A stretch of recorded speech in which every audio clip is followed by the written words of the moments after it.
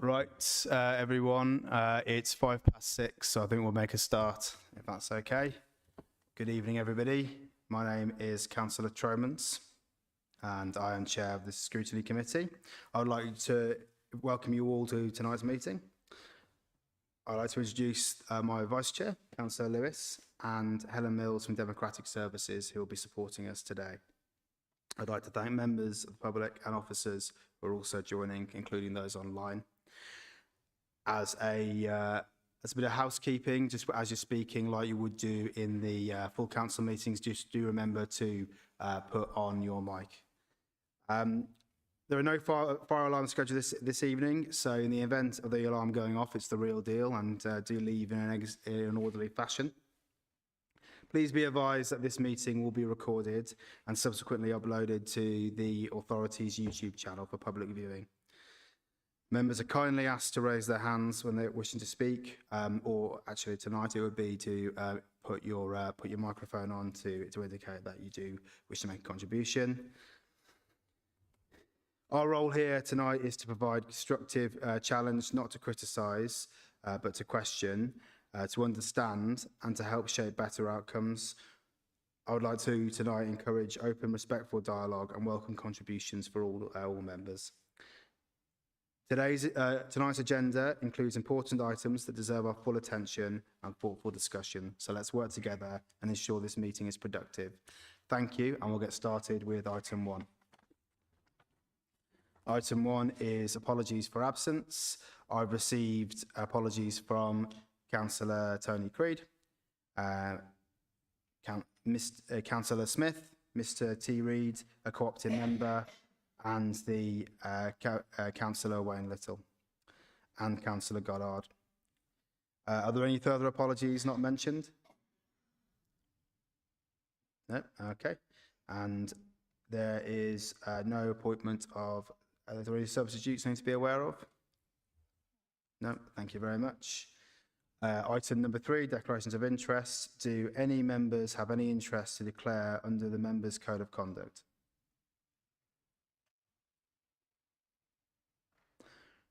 Okay, taking that as read. Item number 4, to confirm and sign the minutes of the meeting held on the 8th of September and on the 22nd of September, which are pages 4 to 29 in your packs. Can we confirm that the minutes are correct records of those meetings? Were there any items, aspects anyone would like to change or any amends? Thank you very much. Lovely. And then on to agenda item number 5, the public forum. Do we have any members of the public here tonight? If so, raise your hands. Thank you. Cheers. Okay. Well, in advance of this meeting, we received a written question submitted by Sonia Kumar MP regarding Ladies Walk. I will just quickly read out this question. How was a decision made not to negotiate the lease when the contract explicitly states it can be renewed 5 years before the contract ends? This appears to be made outside of the formal decision-making processes. Why was this decision not classed as a key decision as defined in the Council's Constitution and the 2012 regulations, which would have triggered additional scrutiny powers for panel members and elected ward members? Sonia Kumar MP also requested that something else, the additional item was added to the briefing note. And just for the records, we were due to discuss Ladies Walk at this committee. However, events overtook our action tracker, and Councillor Lewis and I have asked that all members of this committee receive a briefing on Ladies Walk before the end of this year. So just going back to the question from Sonia Kumar MP, a response has not been yet received and no officer is to provide an update. I will request that Democratic Services follow up on the matter, and once a response is obtained, we'll ensure that this is circulated promptly to all members of the committee for their information. With that item dealt with, are there any members of the public who wish to raise a question for this committee? Or any members who want to raise a question in this section? A deafening silence has taken over the chamber. So in that case, we will close, we'll move on to agenda item number 6, which is the progress tracker and future business. This report captures actions from the meetings held to date and highlights progress.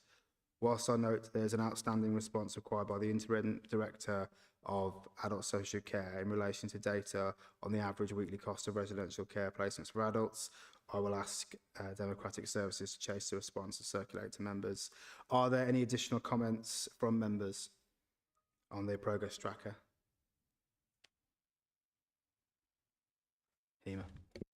There's one action on bringing the annual public health report with updated data.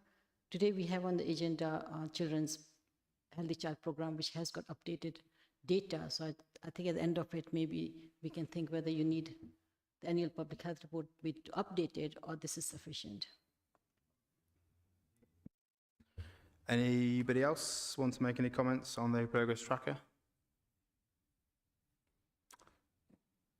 Nope. Okay. Well, then we'll move on to agenda item number 7, Children's Services Development Plan, which is pages 36 to 70 in your packs.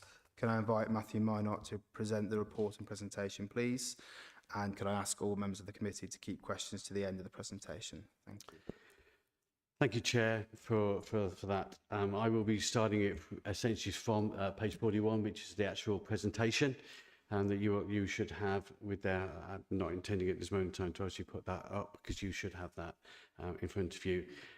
Again, apologies tonight from Gerard Jones, interim DCS. We have just completed at the end today, at the end of a focused inspection visit, of which obviously Gerard will have been significantly involved in the feedback that was coming at the end of the day for that. So again, I will be stepping in for that element as the Interim Service Director for Education, SEND and Family Solutions. So this is essentially some work that we've been doing to obviously to put together now what Children's Services main focus is to be over these next few months. Obviously aware that from I think it's the 3rd of November, our new DCS, permanent DCS will be in place, and there is a handover with the interim DCS, Gerard Jones, for a period of time for that as well that has been agreed. So that will give some level of permanence, but also some level of security for Children's Services around that leadership. In terms of our priorities, it very much talks around having committed and quality and committed workforce. It talks about very much around the importance of good outcomes for children. That's not just around assessment levels of good outcomes, but the overall of good outcomes. Front door, family safeguarding, SEND and EHCP provisions, as well as wanting the best outcomes for young people as they go through their assessment levels at different points. And it's about making sure we're also putting those foundations in place to become an outstanding children's services.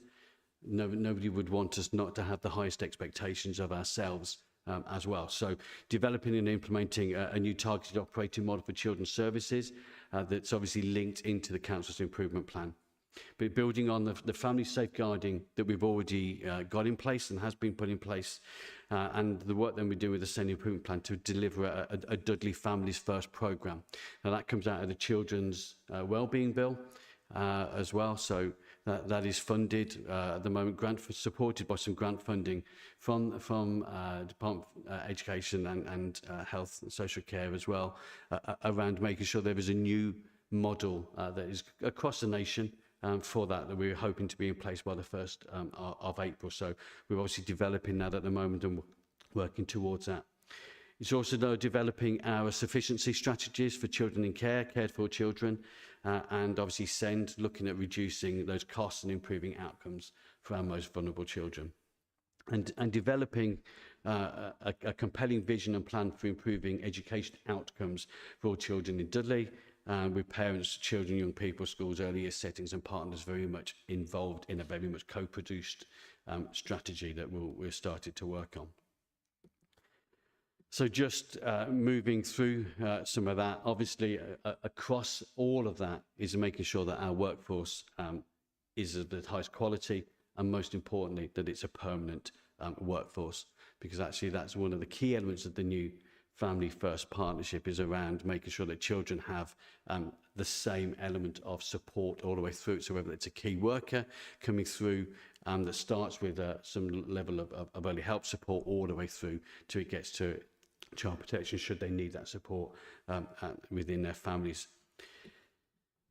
We're obviously having those impacts on some of our workforce pressures, and on page 46 of the report, you can see a chart there showing the effects of the vacancies on children open to children's social care, and what their essentially what their kind of average caseload has been. With the support through our obviously PCCBs and our governance procedures, we have managed to improve our workforce numbers, which has then meant obviously our caseloads for our social workers in particular have reduced. So it's again means that our children and young people and families get the support they need in timely manners. We've also been very much looking at how we recognise what some of those pressures are within our workload, looking at promoting that inclusive workplace culture, encouraging communication, valuing and supporting staff to work flexibly, benefit from face-to-face support, and providing good quality personal and professional supervision for our social workers. And some of the impact of some of that work in those last few months has very much been around the vacancy rate for social workers, the lowest it's now been since December 2024. The turnover rate for social workers has reduced over the last 3 months. Sickness levels for social workers has also reduced for each of the last 3 months. More representations from staff, but fewer levels of formal complaints. So we've opened those doors to our team managers and to our social workers, to us as leaders, for that to happen. And so that's meant, yes, we've had those representations, but it's been about open dialogue and transparency with them, rather than then having to come through any formal level of complaint, which has definitely been a strength for us. And then there's stronger engagement from our service managers and team managers in developing the service going forward. Page 48 talks through some of the focus of some of the good outcomes for children. So obviously where we've reduced caseloads through those additional support workers, you can see there the actions that have been taken and the impact that it has had, and that's more important. Is that, you know, if we place some level of extra resource into our children's services, and certainly maybe into our social care elements, that actually we want to see the impact of that. So timeliness of assessment completion has been improved from 80.4 to 84.8 in September. We would want that to be higher, but that has certainly shown us that early level of improvement. 14.3% social worker vacancy rate in July is now at 7.96% in September. We've had 6 additional staff go into the emergency duty team, 16 additional social workers, 6 team managers, 6 family support workers. And the ASYE, which is essentially the kind of a training program that we would do, associate social work program, has been expanded. 14 had already joined us. We'd already agreed to have 14. And we're hoping for now for an additional 14. That will support, again, the permanence, because then if you can grow your own social workers and you can develop them and you can train them as you then support through our CPP, our Centre for Professional Practice, then that really does then support a growing resource for our children and young people. And the average social work caseload then, as you can see, has reduced from 24.2 to 22.9, and ideally we want to get that up to, under 20, as we have. And as those ASYEs start to go through their training, they will start to take on a few of those cases also. At the moment they start with 0 cases, obviously they're training on it. So page 49 talks and starts talking about obviously Dudley Council we adopted the family safeguarding model. That was something we'd done. We followed the Hertfordshire model a few years ago. But actually with the change now to Families First, then what that means is that essentially the whole process around family safeguarding doesn't change. It still is very supportive of that element. But what we'll be looking at doing is moving it to this what's called Family First from a family safeguarding element of it. it's still underpinned by the work that's done. The family safeguarding, the adolescent safeguarding programme will still be the main focus, but it essentially will become a joint one as part of the family's first element of it. And on page 50, you can maybe see how that looked pictorially, where we'll be looking at working in family hubs with it. So using our family hubs, we've already got the provisions for, and going to very much kind of locality-based work. So very much around all of those kind of groups of people, integrated front door, multi-agency child protection teams, independent reviewing officers, children in care, education safeguarding element with it, with education becoming the fourth partner of our safeguarding partner alongside health and police, as well as social care, and that kind of centre for practice. So actually it very much is around yes, still being based where we need to be based centrally, around Cable Plaza as we need to be, but also going wider on that one, and where there is localities needed, and some of the strength that and some areas in our localities needs further strengthening than others do sometimes, and that you're able to resource correctly within those locality hubs based on this model too. In terms of the sufficiency around our looked after children sufficiency, again, we're in the process at the moment of recruiting for 14 further additional carers before the end of March. Looking at buddy systems to support that and to support that stability and retention of our foster carers. And then we were looking at very much at the moment around some independent fostering agency market engagements that are starting to be planned as well. That's coming up, I think, in November. We're looking at educare, so an early help model to prevent children from entering care, because obviously where we can, you know, the last thing we want to be able to do is to move children away from any levels of comfort, but they've still got to be safe, most importantly. And then as part of this sufficiency, starting to develop an idea now, and we're starting to model a reopening of 2 4-bed children's homes in July 2026. There's some significant work that's been going on behind the scenes at the moment with finance teams and with our corporate landlords about how that will work. Working with housing to identify those training flats, those independent placements, the expansion of that kind of family-based care, and obviously we are part of a safe centre project for the West Midlands too. Going and moving into the world of education and SEND and that element of it, as I said, they're very much looking at a priority of looking at our education strategy. Very much aware that probably within a number of years we've not necessarily had a full strategy that is kind of all-encompassing for all areas, all ages, all the way from 0 all the way through to 19 plus. But also very much one that has not been co-produced and consistent across all schools to be part of. So we've started that process in these last couple of weeks. We had a very supportive meeting yesterday, of which I was very grateful for Councillor Little and Councillor Ridney to join us on that.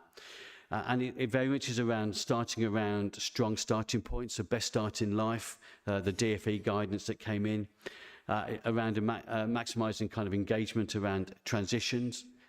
Transitions not just between maybe a primary school and a nurse and a secondary school, but every level of transition going through.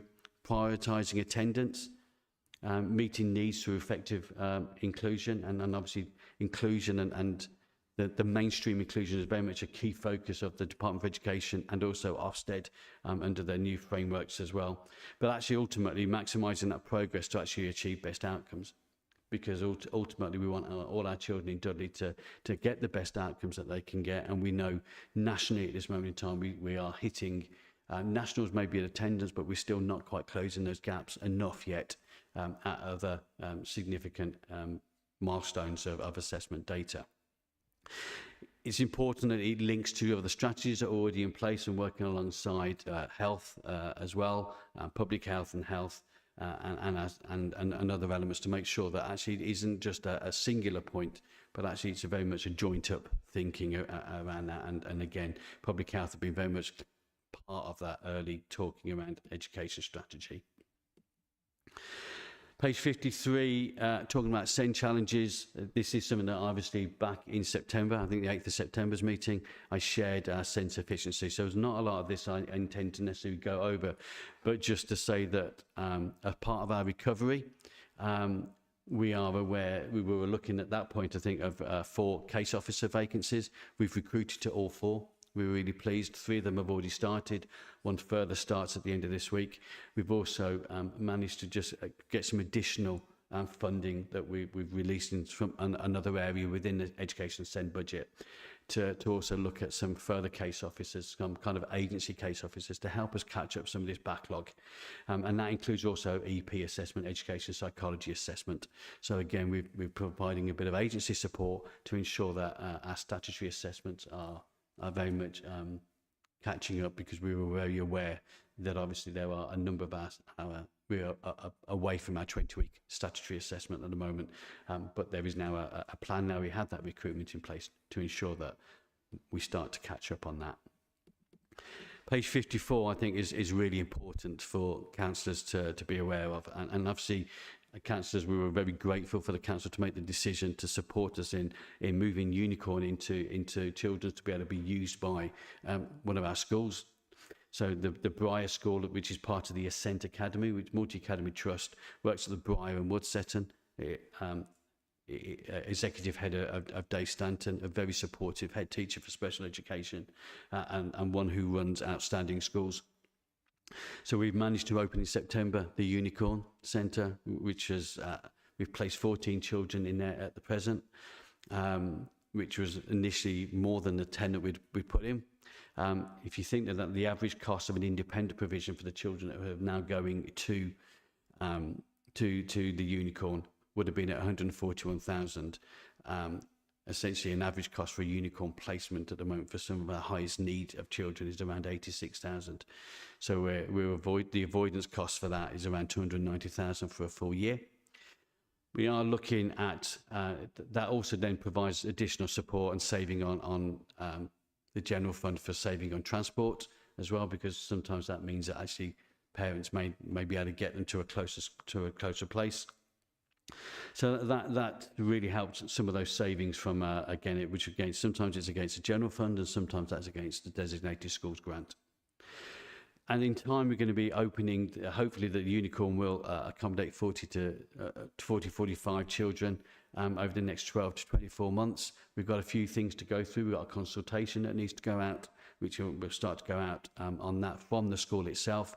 And we're in conversations with the Department for Education because we have to do a significant change based on their school numbers. But I think it's important to say that the Department for Education are fully behind those plans at this moment in time. I won't necessarily go through again 55 because that's been seen before, but I think linking this back into the education strategy, you can see there on page 56 the educational outcomes for Dudley. Since that's been produced, the 2024-25 Key Stage 4 data has been updated. It was only released last week as provisional data. So where Key Stage 4 attainment 8 at 43.9, that has come down when it started to take in all children. So 43.9 is just from the secondary schools in Dudley, the 19 secondary schools.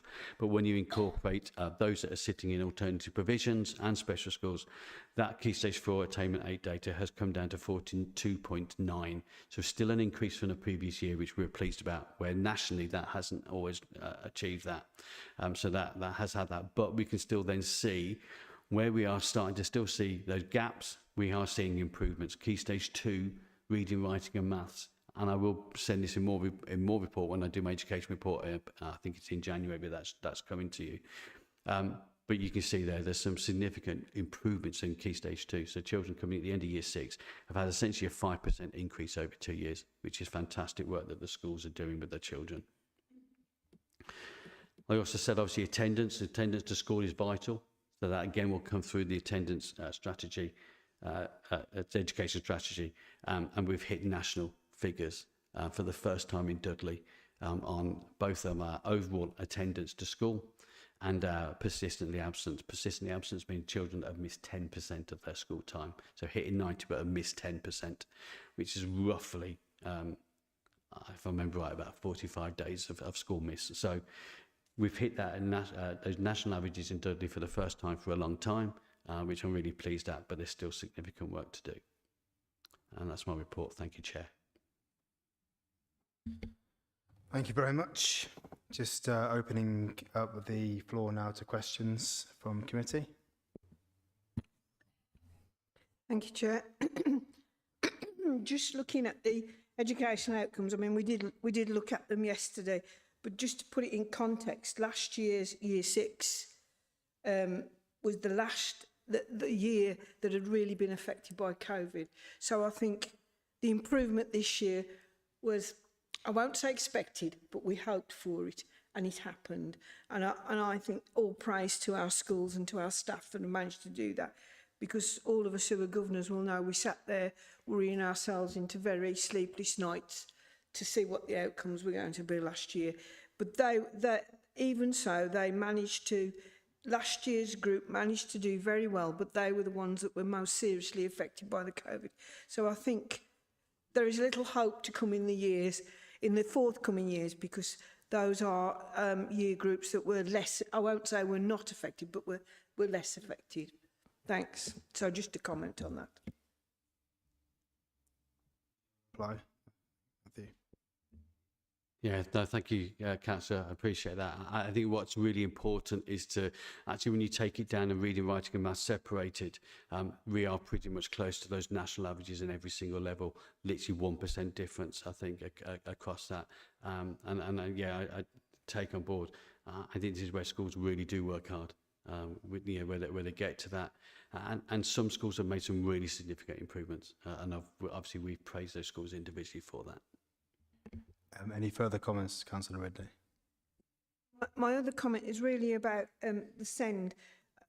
I think I've made this comment before, that I'm very pleased that we're looking at using other sites to house our SEND children, because it takes away from the criticism of a couple of years ago that we'd got so many children going out of the borough, and that as councillors, when you've sat in this chamber as long as I have, we've often said that we want our children educated here in the borough. It's wrong to take them outside and away from their families and friends and the communities in which they grew up in. So it's good that we are now looking for spaces where we can further educate our special needs children other than the schools, because for some, they don't need an entire special school education, from 5 to 60. What they need is a break from main school, and I'm really glad that we're actively looking at that, and I know you are, so well done on that. Thank you. Matthew, would you like to? Just say thank you to the Councillor for those comments, and yeah, we continually look and actively look to support our special needs children, because we've got some of the best provisions and some of the best schools already in Dudley providing that provision, and why shouldn't we be using the expertise that we've already got? Thank you. Okay, I've got Councillor Baton, and then Councillor Dale, are you waiting to speak as well? Thank you. I'm going to go to Councillor Baton first and come to you. Sorry, Councillor Baton. Thank you, Chair. It's not really a question, it's more an observation on page 51, where we talk about reopening two of the children's provisions, residential provisions, and the trainer flat provision for older young people, care leavers. And it's just a comment to say that, it never ceases to amaze me that we go in full circles. 15 years ago, we had those children's homes open. They functioned very well. We had much greater accountability and control as a council over performance and over where children and young people were housed. And we had trainer flats. We had 2 trainer flats in the borough for care leavers. Beats me why we ever lost them. I don't know who or why that decision was ever taken, but, they worked. And, I'm pleased to see that coming back. But, I hope we're not there in another 15 years' time where we lose those provisions again, because I really do believe it goes back to Sue's comment about SEND, the more we can provide in borough where the council has greater accountability overseeing and good control of provision, the better outcomes we will see for our children and young people. Thank you. Matthew, would you like to reply? Yeah, I mean, it's difficult to comment on why I certainly wasn't in those positions either at those point, and neither were our leadership teams that are sitting in children's services now. But I can only, share those same frustrations. I think when the interim DCS has come in and has seen that we are needing those elements in there. And it is very much a focus for all of our teams around it, making sure that works. Because ultimately, you've got to make sure it's the right training as well. You've got to make sure you've got the right staffing and establishment and provisions in there as well. And we had got a good one in Tipton Road. And that has been seen as good. There's a good example, so we can follow some of that modelling of that as well. So thank you. Anything else, Councillor Basin? Thank you. Councillor Dale, thank you for your patience. Yeah, no, thank you very much. Where to start? Some things I think we do really, really well in Dudley. I think we should be very proud of what we do. Unfortunately, one of them, I'm afraid to say, is school placements for SEND kids. I think is at the moment on its backside. I had probably in excess of 10 parents in my ward. Karen was the same, because I know she was fielding the same concerns from parents that had no placement for their children a week before term time was starting. So to say that we are inundated with adequate placements for kids is, as a former senior social worker in a local authority, I think is reflection in ourselves that I think we just need to look at a little bit harder. Regarding reopening of the likes of St James's and Park Street, I'm fortunate enough to know what those facilities look like, but obviously I never worked in them because my next door neighbour was one of the social workers that helped to open Park Street. We've got a built facility that was adequate at the time, and it was specially built. Why we can't open those back up and restaff those, be it with the help of a private provider, because obviously we haven't sourced those type of staff for a very long time. I think some kind of costings need to be done on whether it's better we open it ourselves or whether we seek out an adequate private provider in order to be able to do that. The sooner the better. There's considerable kind of need for that. Also, have we looked into the new government funding that's been made available for 52-week placement schools? Because we've got plenty of kids that are after that type of facility, and we don't have a single facility like that available in Dudley at the moment. I know we're going out of borough at the moment, but the new government funding stream that's just come in means that you can apply, and I think straight away you get an adequate advance, I think, of £500,000 to go towards the funding of opening a 52-week placement school. Something like that needs to be made available sooner rather than later. We certainly have the need here. Matthew, would you like to reply? Yeah, no, I think it's important to, if I try, because there were 2 or 3 things there, obviously, Councillor, no, that's okay. So in terms of the children's homes and the level of whether it's private provider, we need to be aware sometimes of the rising costs of some of our private providers, which is sometimes exceeding some of the things which we could be paying. So we would be doing that as part of those processes as the finances. You can be assured of that. Okay. In terms of children not having the right SEND placement sometimes, or not having an adequate placement straight away, our special schools are full. The number of requests for EHCPs has doubled in literally 2 years, which even with us being part of the delivering better value and trying to reduce those elements of it, it's not been able to keep up with that pace, which is why we're doing these other elements to try and source it. And we've got schools that are still opening SEND units, resource bases. We've got children that we unfortunately still have to use, obviously independent placements. We don't necessarily always want to, but if it's the right placement for that child, then that's obviously would do. We've obviously got a significant amount of tribunals that come through that start to name as well, and it's all, what it's like then, you can hear it. We are doing our utmost to try and provide as quick as we can. Sometimes you've got to go through some loopholes in governance with the DFE. As well, so and obviously we are still, as I think Councillor Ridley said, we are still looking at other places as well. other buildings that are council buildings, that whether they're not, because they're now not used, whether we can repurpose them as a special school. Again, we've got to be mindful that it could be then become a free school. And then again, there's applications that have to go to the DFE for that. But we're keeping those open conversations all the time. And in terms of that last one, I'm not aware of that one, so I need to look into that one. And yeah, of course, Councillor Dad. Purely simply because the business I work for now, very fortunate obviously to have kind of privy to that information. Other councils are doing that as we speak. We need to jump ahead of that curve. Cheshire West is one of those that's doing them, and parts of North Shropshire. There are revenue streams now open on that SEND 52-week placement school that we need to kind of jump in, and if we can start applying for that government funding that's available, I'm sure I'll be happy to have that conversation with you afterwards on a private level. I think we've got to do it rather than we pay that money and send our kids out of borough to another council that's jumped ahead of the gun. Do you know what I mean? Matthew. No, thank you. Unfortunately, I've got to go and I've done mine today. So, but feel free to email me, Councillor, with that. But I'll also do some investigating of that. Ultimately, we need to remember that DFE paused free schools recently, and that was done October 2024. The DFE still haven't stopped that at this moment in time. They still haven't made a final decision on those free schools. So if we can get a conversation with, I have a fortnightly conversation with the DFE. When we talked about free school to them, there wasn't any animosity towards it. So I think if we went out with a new free school bid, and that's a discussion that we're all still having with Ascent, whether Ascent open a free school to again give us additional those additional places. We could have another 70, 80 places in one of our other buildings in the council have now got available that we're just putting a feasibility study together for. So thank you. Okay, thank you. Councillor Hanif.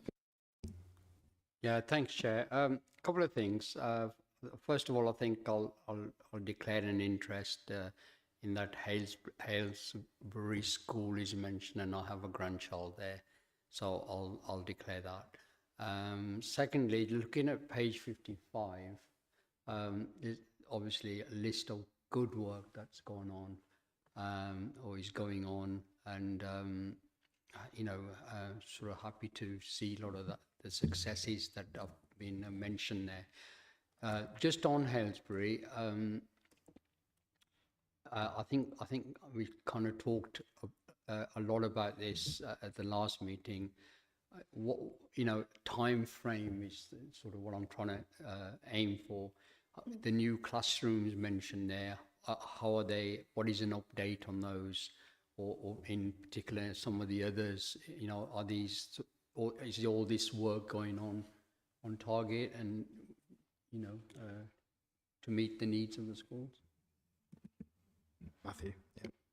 Certainly, yeah, Halesbury is on target. Is due to be finished by end of July 26, so it'll be open ready for September 26.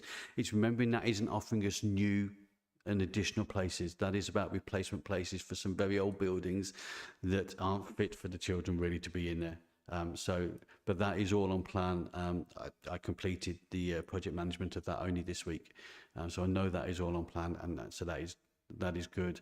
In terms of some of the additional bases, we in the process, I think at Dawley Brook are doubling their SEND unit. I think we've just got a final decision sheet that's coming through on that one. We're in discussions with Rufford Primary School also, who have at the moment a key stage, early years and key stage 1 resource base. They want to double theirs too, and again we've identified high needs capital to support that, so that we're using the funds that we've already got to develop that. And obviously Penn's Meadow will be opening in fact the children I'm hearing will be moving across at the end of November, starting of December, for those that are coming off the Ridge Hill site, and then so that will be open properly then from January with some of the additional nursery places that are coming through from Penn's also. Then we've got a site there that we may need to be able to look at in terms of Ridge Hill for anything that might not be for that level, maybe of special need, but might be some additional. So again, these are all the type of things that we're constantly looking at. But no, it's good to know that Halesbury, Penn's Meadow is also on track. Councillor Hanif, anything else to add or contribute? Thank you very much.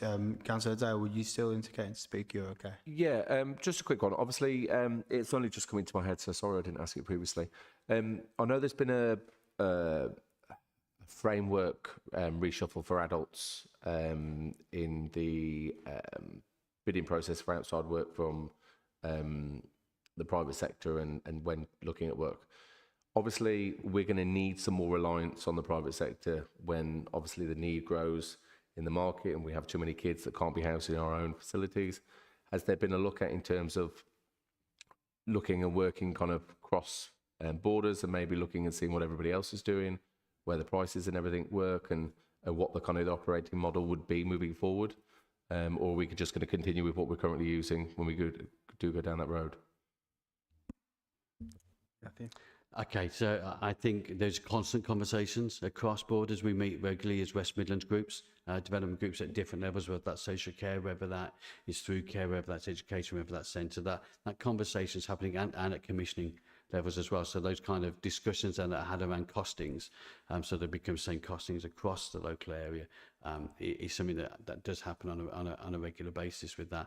In terms of the adults and what they do with that, I'm not aware of that. So I couldn't comment on whether that could something come across, but if it's something that works there, and it's something that we would need, then that's we would work together. And obviously with the new associate director for preparation for adulthood, that might be able to link some of that together. Anything else, Councillor Dale? Okay, I'm not seeing anybody else indicating they want to speak on this agenda item. Okay, speak now, forever hold your peace. Lovely. Okay, in that case, we can thank Matthew for his report. Thank you everybody for their contributions, and move on to the agenda item number 8. Thank you, and so agenda item number 8, we've got the Healthy Child Programme, and that's pages 71 to 92 in your pack. Can I invite Hema and Ruxana to present the report, please? And as previously, we'll take the questions at the end. Thank you, Chair. So this report brings the national policy on Healthy Child Programme. It's a national policy, but we are bringing today how we are implementing that in Dudley. There are some national drivers, new national drivers, in focusing on children's health, because that's so important. So what Ruxana is going to do is present some of the data that we have in terms of performance, but also in terms of we moved the commissioning a new provider, which brought all the 3 work streams into one. So there's something about challenges with regards to when one provider moves to another, what are the challenges in terms of workforce, data, etc. So I will ask Ruxana to present. And it's, again, to remember the Healthy Child Programme is something which Matthew showed, how we work with children's services, both in terms of council, but also how we work with NHS, because some of the things like the healthy pregnancy is obviously provided by the midwives in community hubs. So it's quite a joint program, but commissioned by Public Health. So I'll leave Ruxana, who is the lead on this, to present. Great, thank you very much, Chair. Thank you, Hema. Okay, so I'm going to just share some summary slides in relation to what's been sent already in the packs. Just to kind of go over what the Healthy Child Programme is. So, as Hema's mentioned, it's a national programme, it's a Healthy Child Programme, universal public health programme, and it's mainly targeted at preconception, children aged 0 to 19, and up to 25 for children with special educational needs and disabilities. It provides a framework for health promotion, early intervention, prevention, and is mainly delivered through health visiting and school nursing services.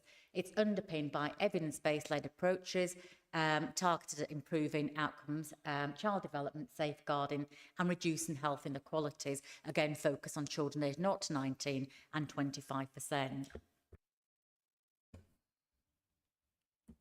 The reason it's important is because we've got legislation that says that we have statutory responsibility to deliver 0 to 19 children's services across local authorities aimed at 0 to 19. It's also important because keeping children safe, healthy and reaching their potential is a key priority area for us in Dudley, but also it's part of the health and wellbeing strategy goal for improving school readiness. It's also vital for children because actually starting at preconception and birth leads to better outcomes later on and sets the foundation for adulthood as well. Key part of the Healthy Child programme, like I've mentioned, is the Universal 0 to 19 programme. It delivers on the universal mandated health visiting reviews, mainly delivered by health visitors, and provides positive parenting for families and prepares children for school as well. So in terms of key drivers, it's really important to recognise that national government recognise the importance of giving children a best start in life and children and young people, and has highlighted in some of the recent national drivers like the Plan for Change, the 10-year health plan, giving children the best start in life, and family hubs is a real key priority area which remains part of these national directives. So it really reinforces the fact that, you know, children and young people are at the centre of everything that we deliver. So how are we delivering the Healthy Child programme in Dudley? So this is an example. I've included this slide to give some example of services that we commission in public health, but I'm going to go into a little bit more detail with the next slides, again, all in the paper. Firstly, focusing on the public health nursing programme, mainly health visiting school nursing, but also the Family Nurse Partnership and National Child Measurement Programme. Statutory responsibility, 5 mandated reviews. This gives you a bit of an insight in terms of the reviews, remembering that we have approximately 3,004 children, 3,400 births in Dudley. We provide, the health visitors provide, service we commission delivered by Shropshire Healthcare, provide new birth visits for every mother, or offer a new birth visit to every mother that's had a baby, antenatally 6 to 8 weeks, at 12 months, and at 2.5 year reviews. This gives you a bit of data, and as requested, we compared it to some of our neighbouring areas in Black Country, but also nationally and regionally. So it gives you a bit of a background there in terms of how many families we're seeing through the health visiting service. Overall performance is higher than England, but we have got some areas where we need to address further. We've also been identified nationally through a deep dive for the 2.5 year reviews as well. So we have got improvement plans looking at developing that further. And as Hima's alluded to, it's a new service we've only commissioned. It's not a new service, we've commissioned a new provider, and they've just mobilised across from April 2024. Again, Healthy Child programme, Family Nurse Partnership, that's part of 0 to 19. It's an intensive targeted home visiting programme for first-time young mothers, and it targets mainly teenage mothers. FNP is supported in areas of most deprivation. We're increasing in terms of numbers of those taking up the service, age 18 years, but also for teenagers aged 16 to 17. It's an enhanced health visiting programme targeted specifically at those families. So that's something else we're delivering in Dudley as part of the Healthy Child programme. But one of the other areas is vision screening. It's recommended by the UK Screening Committee, and we commission that in all, we offer that to all children in reception. Again, there's around about 3,400 children. We've got a very good response take-up of that, above 90%. And we do identify and pick up children that have vision problems, which we refer to more specialist services. So that's something else that we offer in Dudley as part of the Healthy Child programme. One of the other things, part of 0 to 19 public health programme, is the National Child Measurement Programme. We deliver that as a statutory function. This provides a table of the results which we can benchmark. It is a snapshot of that particular time in that time period, but we can compare with our neighbouring areas, Black Country as well as England values. And we can see from the table there that we have a higher prevalence of overweight or obese children in reception and Year 6 in Dudley when compared to England. And the prevalence of both obesity in reception and Year 6 is actually, I'm saying better, but it's lower than Walsall and Sandwell and Wolverhampton. It gives you an idea where we're at compared to national and our local areas. However, we do have geographical variations and inequalities. So some areas have even poorer rates of obesity compared to other areas, whereas some areas have better. So when we look into Dudley further, we can break it down, and it shows us that some of the highest level of our children reception to be in the Quarry Bank and Dudley Wood wards, whereas the lowest are in Hales Owen South. And for year 6, the highest level was Castle and Priory, and the lowest in Norton. So it really gives us a bit of an idea in terms of those areas that we should actually be targeting when it comes to children's obesity and reception and year 6. This slide here gives you information in terms of key indicators from conception and birth. The infant mortality rate is similar to England per 1,000. However, it is better than our lower mortality rates than Sandwell, Walsall and Wolverhampton. That provides a bit of a breakdown in terms of indicators for conception and birth. Breastfeeding prevalence at 6 to 8 weeks in Dudley is better than England and better than all the areas of Black Country. Smoking status at time of delivery is higher than England and similar to other areas of Black Country. And the under 18 conception rate in Dudley is higher than England and Sandwell, but lower than Walsall and Wolverhampton. And then oral health. Actually, percentage of 5-year-olds experience of visually obvious dental decay in Dudley is better than both regional, which is 21.9, and England, which is 22.4, and better than Sandwell, Walsall and Wolverhampton. Hospital admissions for dental caries is also lower than our neighbouring areas in Black Country, and there are fewer hospital admissions for dental caries in children aged 0 to 5. Local variations, however, do exist. Whilst we appear to be better than a lot of areas, actually when you start looking at Dudley and some of those wards, you can see some of the inequalities and differences there. So, for example, Amblecote is 26.2. That's higher than the national figure and regional figure. And Castle and Priory is 25.7%. And also Belvale has a higher decay rate as well. But Cradley and Wolscote have higher than national rates for 5-year-olds for visual dental decay. There's a table there so you can see which areas within Dudley have higher rates and which ones actually do a lot better for oral health in young children. We are fluoridated, fluoridated in Dudley as well, just to note, because actually when you look at overall oral health, it is better than lots of areas in the country, actually. Childhood vaccinations, it's a key part of public health. We support that through health visiting and school nursing in terms of take-up of vaccinations. However, it's one that's commissioned by NHS England.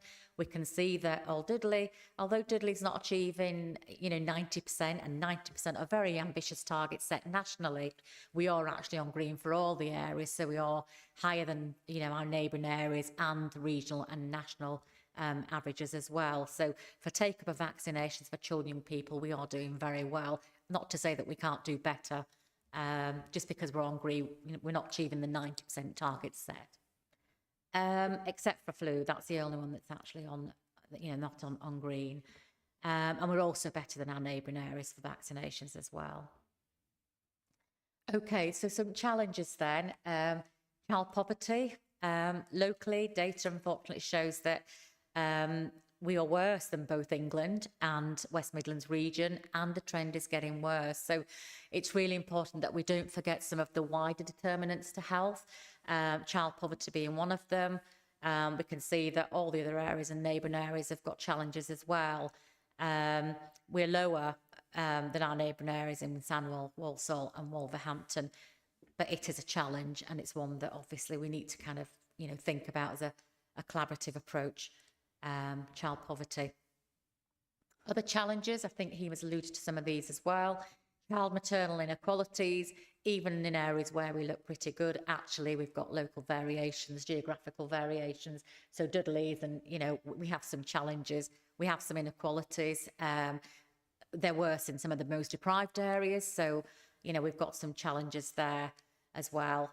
And then in terms of 0 to 19 workforce, I think across 0 to 19 workforce services, we've had challenges with the workforce, but it's something that we are considering in terms of recruitment and retention. And we are working closely with our providers, not forgetting that we've just recommissioned the service last year.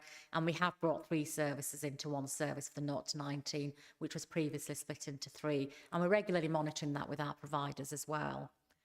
The other one is the 0 to 19 data migration. We've had challenges in terms of transfer of data. We are working very closely with our strategic leads now, with our provider services to address that problem.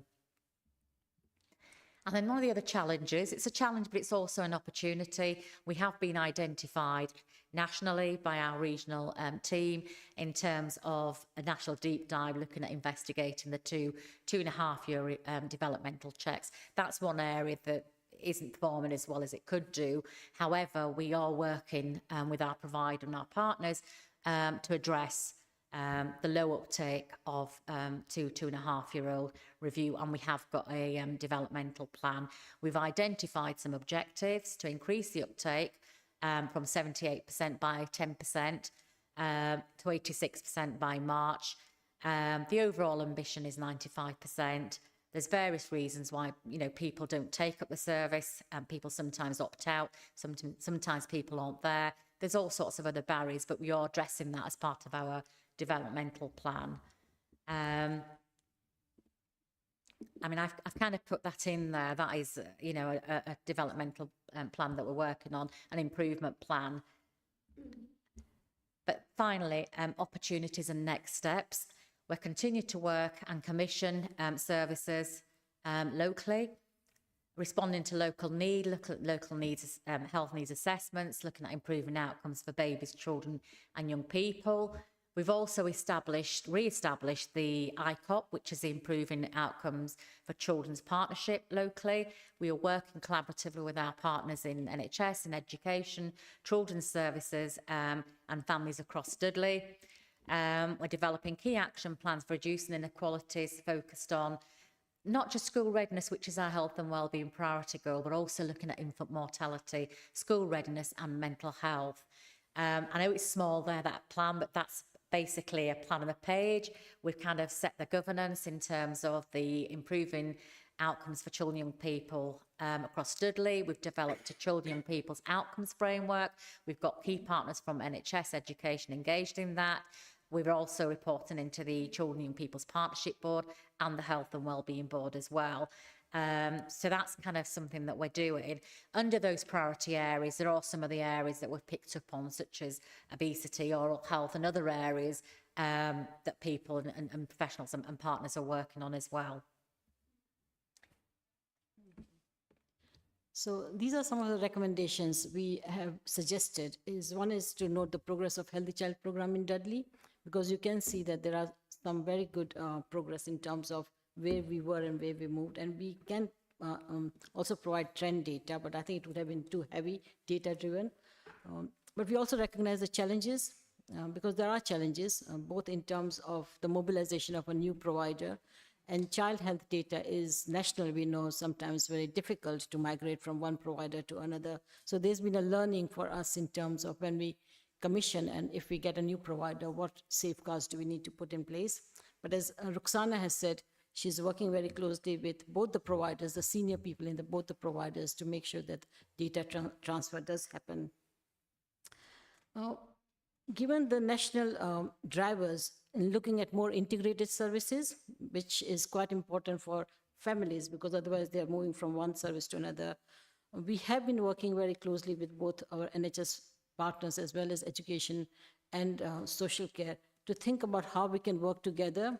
And there have been discussions. And so one of the recommendations is perhaps in the future to bring a joint paper across the partners to say, how are we improving the health and well-being of children in Dudley rather than individual services. So that gives a more integrated. We have been discussing with both the cabinet member folders, both with Councillor Goddard and for Children Wales, in terms of how we can do that and how we can also work with housing in some of these things. So for example, where we know that there are GPs who can recognize children with perhaps asthma or other indicators, how do they work with housing to look at, are there any housing issues, for example, dampness, overcrowding, how can we look at that through decent homes standards. So I think there's a lot of discussion taking place at the moment to work more integrated, not within the council, but also with partners and CVS as well. So there's something about bringing that jointly to the scrutiny to look at that.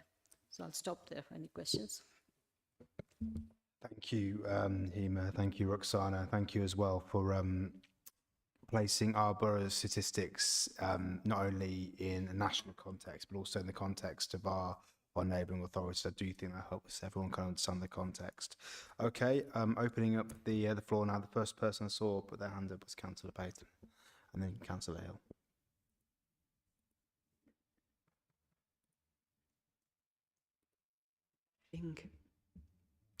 Right. Thank you. Not literally, obviously. That would be too much of a shock for everybody. Few questions. So, when you talk about the smoking figures in pregnancy, do you include vaping figures in that? Do you want me to go through all of them, or do you want to answer each one individually? We can go through each, or you can ask all that. Okay, so that's the first question. The second question I've got is around access to dentists, and we know it was a huge problem coming up to just pre-COVID, through COVID, and then afterwards. So has that eased at all, and are dental places for children readily available in the borough? And the other point I'd like to make is around the obesity measure. I understand why we have an obesity measure. However, I find it a really uncomfortable measure. It's a really sensitive issue for children. Speaking from personal experience, when I was a child and much larger than all of my peers, it was a hugely embarrassing time. So if you're weighing children in class, and I know that children do get weighed at school because my grandson was, I think it's a really sensitive issue, and I think we have to be really careful about how we do that. But I suppose the question really around obesity and dental is, so you weigh a child, they are obese on the scale, they need dental treatment. What do you do about it? I mean, it's fine to notify the parents, but what practical steps are there and available for parents to access if they so chose? Okay, I think for the first one, in terms of smoking, in smoking rates in women, pregnant women, I think anybody who is signposted through the midwives in terms of whether they're vaping or they're smoking. In pregnancy, we know that we are not even offering vapes. It's not only smoking, we wouldn't offer. The usual journey is, if somebody wants to give up smoking, the journey is, if they can't give up smoking, you offer vapes, and then it's a journey towards quit smoking. So we don't offer vapes in pregnancy.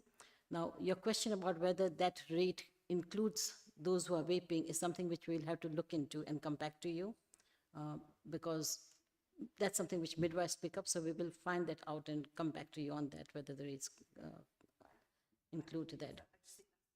Important, yeah. Yeah. Yes. So my presumption would be, when midwives talk about this, they would talk about vapes as well. But whether they put that data in terms of smoker or vapor, that's something which we need to clarify.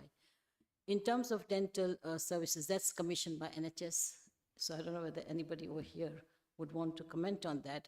But I think what we need to do is, which I've seen is a gap, is we haven't done a dental needs assessment.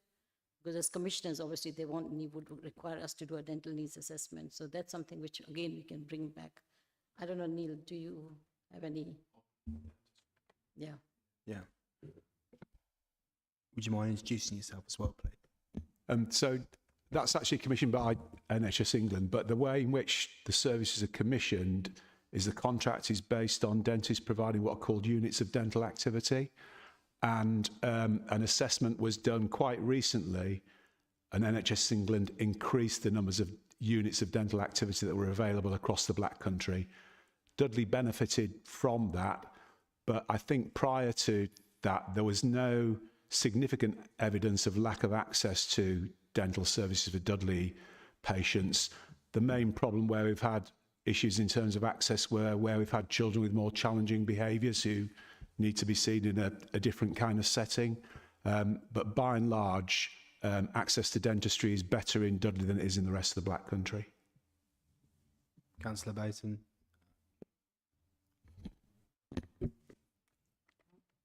The other thing which I wanted to mention. I suppose the issue then is, if it's available, is it being taken up? And if it isn't, why isn't it?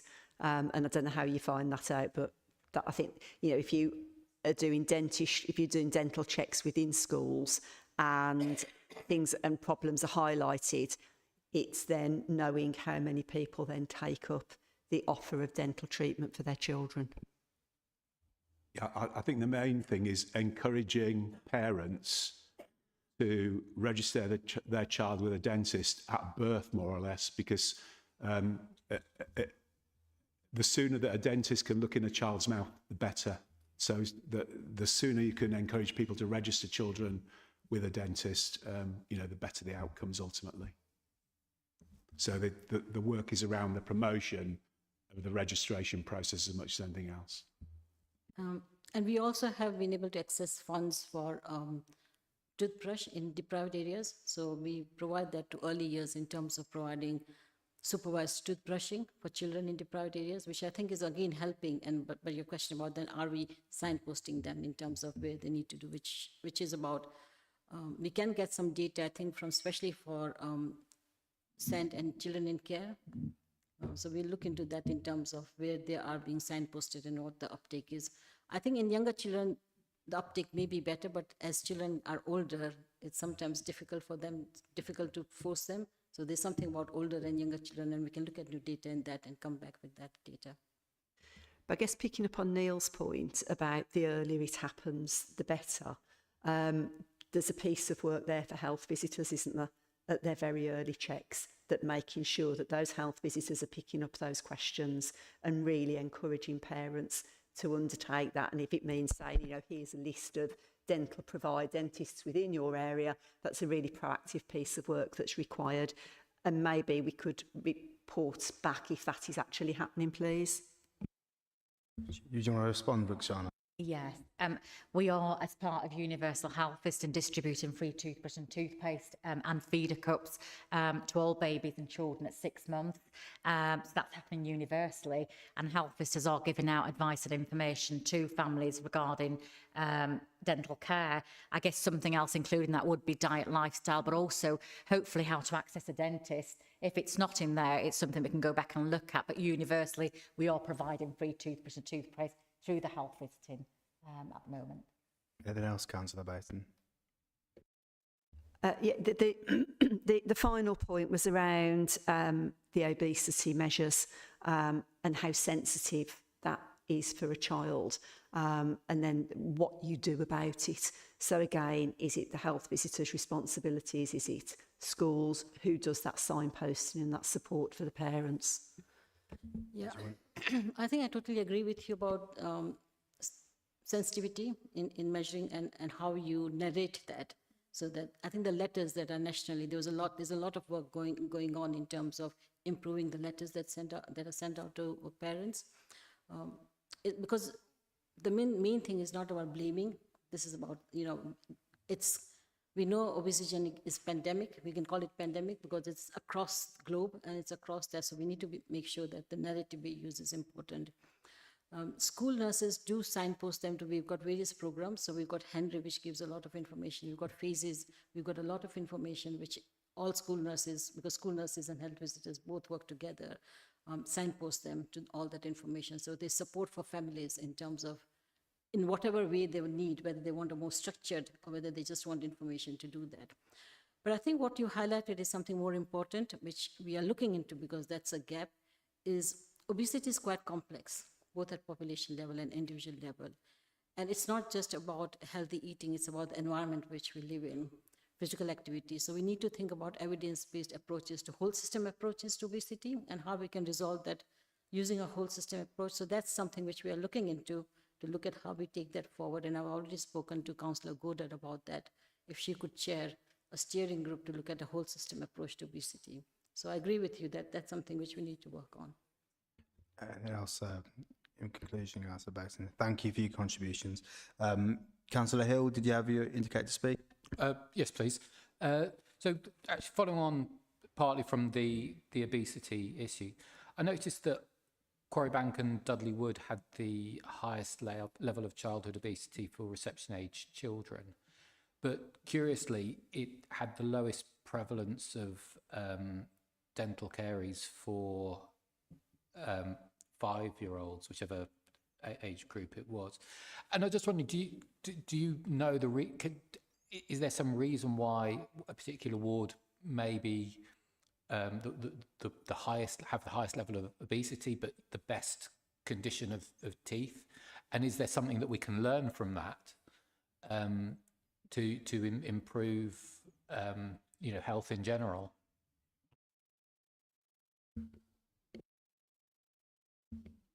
Roxanne? Yes, I think one of the things with the dental survey, so the information for oral health comes from the dental services screening schools. It's a snapshot, so it's a certain number of schools, and the number of schools are quite small as well. Whereas when we look at the obesity, it's a national child measurement programme. More or less every child in numbers takes up that way in measuring. The numbers for the screen is actually quite small. And the other thing is we are fluoridated in the area, so oral health compared to a lot of other areas is actually very good.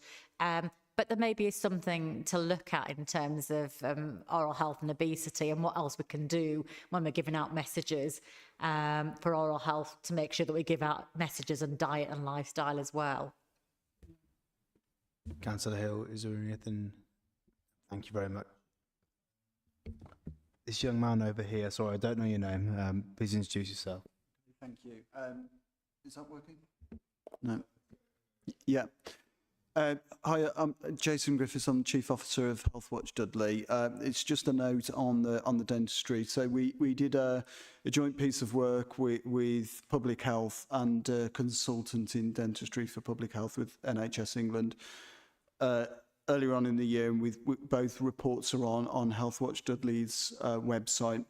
But that one of those exercises included a mystery shopper exercise where we contacted every practice in Dudley for a routine and emergency adult and child appointment. So there's quite a bit of information about some of the barriers and pitfalls that we noticed in Dudley in that report. So I'd urge councillors to take a look at that. In terms of how that work is progressing, I sit on the local dental network for the wider Black Country. And there is an appetite to produce a charter for dentistry for Dudley and the wider Black Country, making clearer things like cost and barriers and disability access in dentistry in local practices. So there is a commitment there from the local dental network and partners around that table. So, but I am aware that there are some significant changes coming into dentistry, which will be released sort of March time next year. So any charter will follow that, but just for information. Would anyone like to respond? Okay. Over to you, Councillor Dale. Yeah, it's probably quite niche, and I don't know whether you'll have the information for it. For kids, obviously, there's nothing sadder than seeing a kid come into care or be removed from a home that hasn't got a single tooth in its mouth or its teeth are all black. What cross-departmental work are we doing to make sure these kids that either move into a care setting, and I know very often kind of fall through the gaps and don't end up being checked over properly, what kind of work are we doing to make sure that we look after those first and foremost and make sure they get the best care they can get once they come obviously into our service? Hema? So in terms of children who go into care, health visitors obviously do the checks as well as nurses, so there is a full check. And if, as you said, one of the things I do know is that they do refer them to to dentistry, and if they can't find a place, they do check with the NHS and they're told which dentistry has got space. So there is that pathway in terms of children care, in terms of, because they are the ones who are most likely to have multiple conditions, not only oral health, but sometimes the vaccination is not up to date. So they check their vaccination is up to date and they make sure they get vaccinations as well. Councillor Dale, anything to, thank you very much for that. Over to Councillor Bevan. Hi, thanks, Chair. It was just a quick question following on from Councillor Hill's question regarding the data on the oral health. I suppose it's kind of two parts really, so I apologise. But you said that that data is just a snapshot. So my first initial thought of that was, how accurate is that then if it is just a snapshot, and how much can we actually learn from that? And also, when is that snapshot taken? How is that taken? Is that taking place in schools? Is that from trips to the dentist? How does that side of that work? So the National Dental Survey is done from a national perspective, just like the NCMP, which is the child measurement, to give an idea about oral health of children. And and as part of the public health move to local authorities, we are expected to commission that as part of the national drive. Now, every year what happens is nationally, they decide on what they will be looking in terms of dental surveys. It's children. Last year they did on older people, nursing homes, etc., to look at the oral health of people in nursing homes. So it depends on how much they are going to, they have an algorithm in terms of how many schools and how many in any area, depending on deprivation, that they will look at. So they have that, and then we commission them to support them to look at those schools in terms of one of the issues that we have found nationally and also for the workforce for dental is, in terms of that survey, is many local authorities are not commissioning them, which then makes it very difficult for them to do a much larger survey. But based on what they do in Dudley, we can get an estimate, and they will look at, based on that deprivation, based on, again, their modeling, what does this look like for Dudley? So that's why I say it's an estimate and a snapshot rather than a true value in terms of. There was a time when previously, and you may have looked at data previously, where they used to do all schools. So we had a better idea about oral health. However, I think because there's fluoridation in Dudley and we've got this supervised toothbrushing, I wouldn't be surprised that we have better oral health in Dudley compared to some of the areas where they don't have fluoridation. Councillor Bevan. That's it, Chair. Thank you. Thank you very much. Thank you for that reply. And Councillor Ridney. Thank you, Chair. I'm really pleased to hear some of the details about oral health. Just to assure Councillor Dell, at corporate parenting, we did have a report on oral health on the children in care, and yet it was said, you were away, I think, and it did say that if there is a problem, then, so yeah, just to reassure you. And so I'm very pleased to see the oral health results, because I used to bang on about oral health for a long time. And can I say, before the integrated service began, I was quite concerned about school nurses, but this report actually reassures me that school nurses are doing a really good job. I was aware of that because obviously the head teacher at our primary school, how well they're doing. And it follows on then that our vaccination rates are very good.